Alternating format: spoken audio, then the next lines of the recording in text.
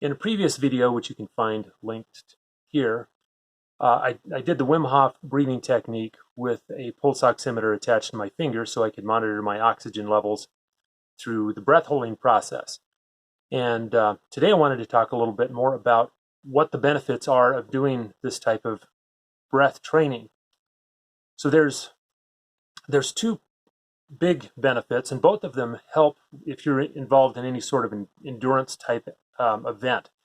So for example, if you run distance, or in my case, I do a lot of hiking in the summer up at higher elevations, and it helps get you ready for that in two main ways.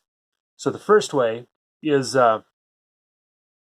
it gets you used to having more CO2 in your blood, to having more elevated CO2 levels.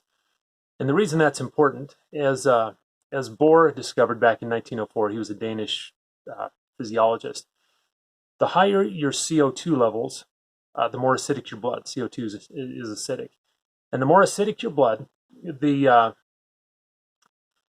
more readily hemoglobin delivers oxygen to cells. A hemoglobin molecule can carry up to 4 oxygen atoms. And the higher the pH of your blood, the more closely it binds to those oxygen molecules. And so if you hyperventilate and blow out your CO2, you're left with a more alkaline blood that is unable to deliver oxygen. That's why you get lightheaded and so on. So by getting accustomed to having more acidic blood, that is blood with higher CO2 levels, you make it so you are more able to transport and deliver oxygen to your cells. So that's the first benefit. The second benefit you get the same benefit, you get a similar benefit to training at high elevations.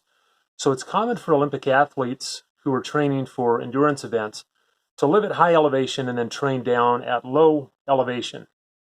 The reason they live at high elevation is there's a shortage of oxygen is called hypoxia.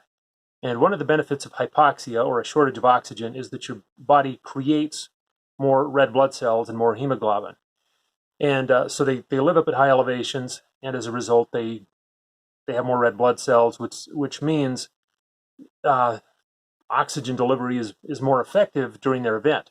Now they'll train down at low elevations, the reason being that you physically cannot push yourself as hard at higher elevations. And they want their muscles and the rest of their system to be used to going at full speed, and you can't quite go full speed at higher elevations because there just simply isn't as much oxygen in the air.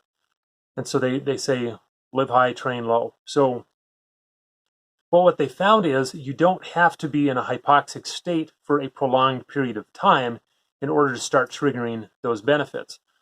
Even a matter of seconds is enough to make your body react and say, do you know what, we need more red blood cells, we need more hemoglobin. So that's the second way. So if you make it a daily practice to do the Wim Hof breathing method or the David Blaine breathing method, I haven't done a video on that one yet, but I need to. Click subscribe and you'll see it when it comes out. But if you do this daily, your endurance events will improve. And what happens is when you'll be running hard, but you won't have to breathe as hard.